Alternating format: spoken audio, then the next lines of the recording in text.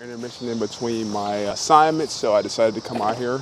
I got a order in the mail. These right here. These are the Ultra Vision H11s. I put some on here before, and I had a bag of them. They're right here, so I'm gonna just put these on, or like put one on this side because the headlight over here is bad. So I'm gonna check the connection to see if it's good, and then if it's not good, I'm gonna change the bulb out. But these were not that bad. These are like 14 bucks. Okay, essentially what's going down here is I have to take this off and get to the access point of here and try to figure out what's going on. Because we're having a lot of stuff happen. This light is not really, this doesn't illuminate like the main light, so I got to take it off. Now, the guy for some reason put a screw here. I'm taking this out. That's the first screw. Then I also have to take off this here. It's like a little small mini socket, so I'm gonna go and get that. And I forgot, I have it here.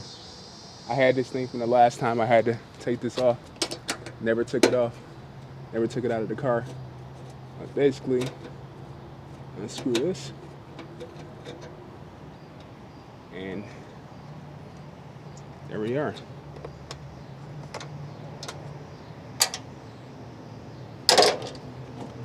And I have to look at the connection, which is right here. And the connection looks good. I want to show you guys what I'm talking about too, as far as the lights. See how the light to the left isn't coming on? The far left one? So I'm gonna check it and then see if there's anything happening with it. My whole thing is this: if this is like the biggest issue that I have with this car, it's not that big of a deal. This stuff is not really that difficult to fix, so I'm not too concerned about it. One of the heads for the thing popped off. Now I do remember I had to rig something up to make this light connect, and I'm wondering if that's the case and that it burnt out. If you look here, so you guys can see. But if you look here in this area, I had to tape this stuff up and then kind of get it going. Use electrical tape. And I want to see right now if that's the case, because if it is, then I don't have to change the light. I just have to tighten it back up again. Doesn't look like it is. So I'm gonna change the light real fast and see if that helps out. And this is what I was talking about before. This fell off when I twisted. It's like a twisting mechanism where you twist it and then it pops off and it has like this rubber gasket on there. But that's not really that big of a deal. Get one of those at any point. Gonna take the light out now, which is like a twist. This light right there. Disconnect it. And mosquitoes are out here, man.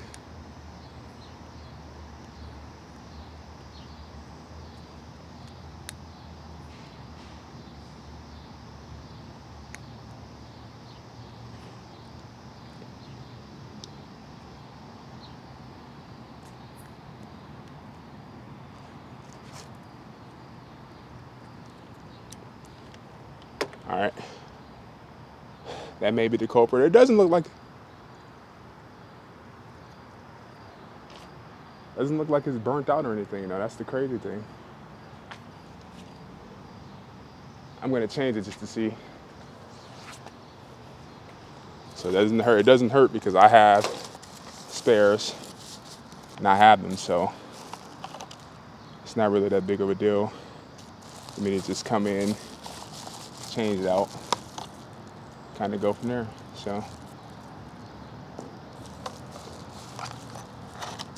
the one thing I do remember is in the conversion, basically, this is what the old one looked like, or the one that was on here originally. If you see that, fitting, the way it looks, and look at this one, side by side. The newer one is closer together. This one's further apart, so I had to change out the actual kind of like fitting or like clip-on to make it work.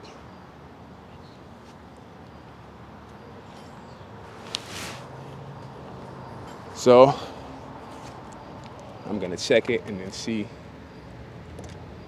what's happening here. First I'm gonna just clip it in to see what happens.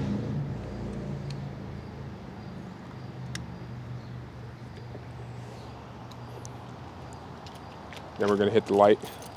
Gonna hold it in my hand. Yep. It's on. That's funny. So the light must have just blew. So now, luckily, I don't have to do much anything else. The only thing I have to do now is just put it back into here, put the gasket back on, stop sweating so much, and we're good.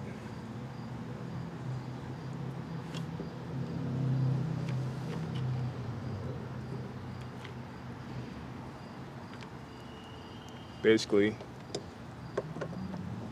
I'm gonna show you guys a better angle. Show you guys what I'm doing. All right, essentially what I got going on is I just have to put this back in here. So if you see those grooves, you just drop it in and you turn it. So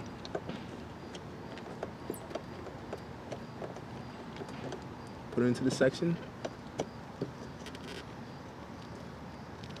turn it, and I put the wires back in. And then that last thing is this gasket here. Probably gonna buy another one later, but make sure everything's good, make sure everything's fitted. Stop these mosquitoes from biting me. Because this gasket is important because it stops any of the water or anything from getting in here. So it has like off and on. So let's drop it into the seating.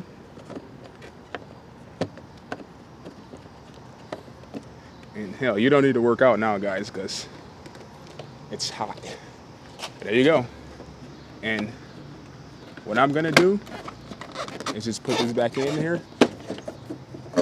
Put it back in, and I'm gonna check and see if the light comes on before I start it up, or before I like tie everything down. And as Samuel L. Jackson said on Jurassic Park, hold on to your butts. There we go. It's good. Unfortunately, same color as that one, but the light's on, and that's all I care about. But now at this point, I just do everything in reverse. So I put everything back in the place that it was before. So make sure this is seated correctly. It's about right there. I seat it in there. And then I put this bolt back in.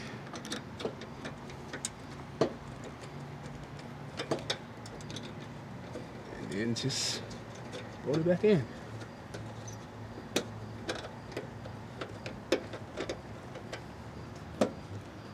Then I go to this part here.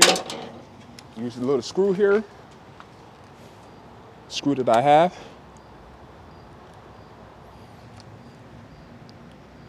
And try not to drop it.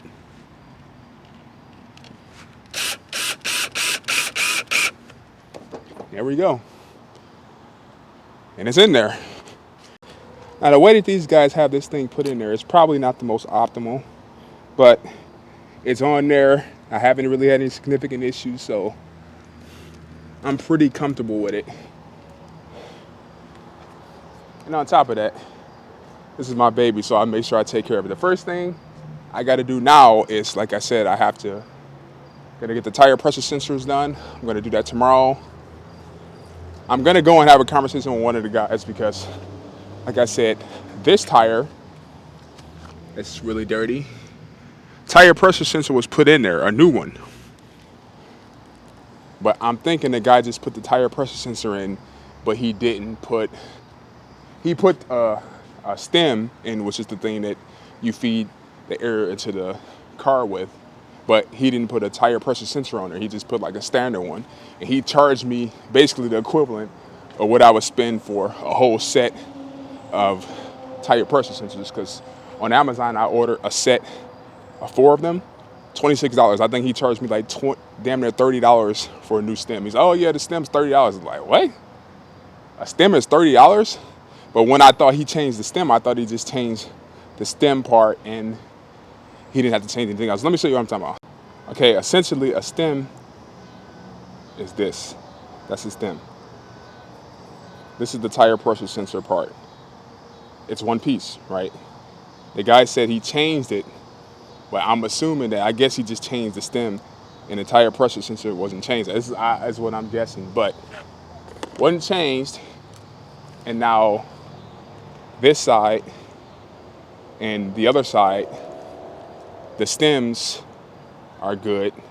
I think the stem on my other side may be kind of doing some weird stuff too, because I think the right side is the one he changed. But the stems are decent, but when I try to read the tire pressure sensor with my own sensor, it doesn't show up, it's not popping up, so that has to be fixed. And then I can get that feed to come up with my car. So that's what I'm gonna do. I'm gonna go up there, talk to him, get that fixed, and then we out. So yeah, I'm gonna take this back in the house now and we're done, but now we're finished. And I may make this a video, or it's gonna be part of the video for sure, but I'll talk to you guys tomorrow. Peace out.